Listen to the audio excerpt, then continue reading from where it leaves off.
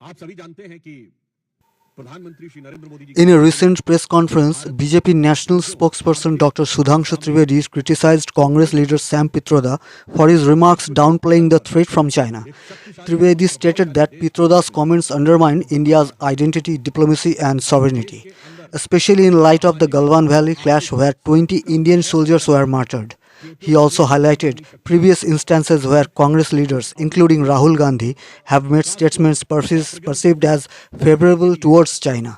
In response, Congress General Secretary Jairam Ramesh distanced the party from Pitroda's views, affirming that China remains India's foremost external security and economic challenge.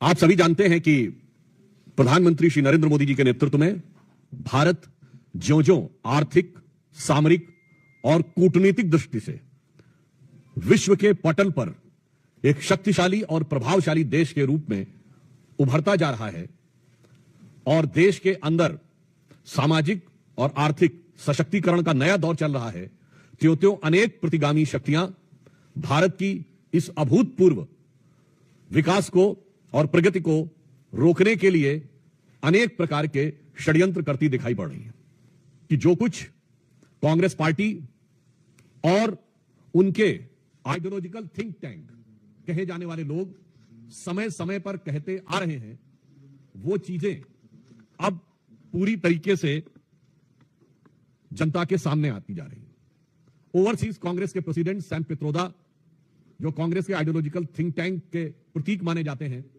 उन्होंने आज China को लेकर जिस प्रकार का बयान दिया है, उससे यह बात बहुत साफ हो गई है कि कांग्रेस पार्टी के चीन के साथ हुए करार का इजहार सैम पित्रोदा ने दिन दहाड़े कर दिया है। प्रत्यक्ष रूप से साफ साफ दिखाई पड़ रहा है। और ऑन द लाइटर नोट मैं कहना चाहूंगा, हिंदी में कहावत होती है, गुरु गुड़ रह गए और चेला शक्कर हो गए, मगर यहां जो चेला है वो तो गुड़ रह गए और गुरु चीनी हो गए। परंतु गंभीर बात यह है कि जिस प्रकार की बात सैम पित्रोदा जी ने कही है, वो भारत की अस्मिता, भारत की कूटनीति और भारत की संप्रभुता पर बहुत गहरा आघात है। उन्होंने इस प्रकार की बात कही कि चीन के साथ तो किसी प्रकार का विवाद ही नहीं है, जैसे भारत ही अग्रसर की भूमिका में, यानी आक्रामक मुद्रा लिए हुए।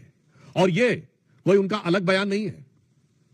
जो ओवरसीज कांग्रेस के चीफ है, यानी समुद्र पारी कांग्रेस के प्रमुख हैं, अब समुद्र पार से तो सोरस के सुर भी कांग्रेस के साथ मिलते हुए नजर आते हैं, परंतु यहां पर एक बहुत गंभीर बात है कि जो कुछ सैम पित्रोदा ने कहा है, यह कोई आइसोलेटेड इवेंट नहीं है, आइसोलेटेड स्टेटमेंट नहीं है। इसी भाव और इसी विचार के अनेक स्टेटमेंट राहुल गांधी पहले दे चुके हैं। याद करिए, राहुल गांधी जी ने विदेश में क्या कहा था कि चाइना ने बड़ा संघर्ष करते हुए ऊपर उठने का उदाहरण प्रस्तुत किया है उन चुनौतियों के बीच से। आपको याद हो अभी कुछ दिन पहले के अपने विदेशी दौरे में क्या कहा कि चाइना ने अनएम्प्लॉयमेंट को बहुत अच्छे तरीके से टैकल किया है, जबकि फैक्ट ऑफ द मैटर है इस समय चाइना में एम्प्लॉयमेंट रेट 24% है। 2023 में जनवरी से लेकर जुलाई के बीच में अनएम्प्लॉयमेंट रेट वहां पर बढ़ते बढ़ते हो गई 17-18%, और उन्होंने फिर जुलाई 23 से जनवरी 24 डाटा देना बंद कर दिया, फिर डाटा का बेस चेंज किया और जनवरी से लेकर अगस्त के बीच में किया, फिर बदले बेस पर भी वो 24% हो गई। मगर राहुल गांधी जी को उसमें बहुत महान चीज नजर आती है। फिर याद करिए, यही लोग कहते थे कि चाइना में प्रेस फ्रीडम इंडेक्स में हमसे ऊपर है, जबकि चाइना के डिफेंस मिनिस्टर ली शॉन्गफू गायब हो गए, चाइना के फॉरेन मिनिस्टर क्विंग गैंग गायब हो गए, वहां की सबसे बड़ी कंपनी अलीबाबा के चीफ जैक मा गायब हो गए, परंतु इनको उसमें भी नजर आता था। अब आप आइए, इसके बाद उन्होंने कहा कि इकोनॉमिक ग्रोथ बहुत शानदार की गई है।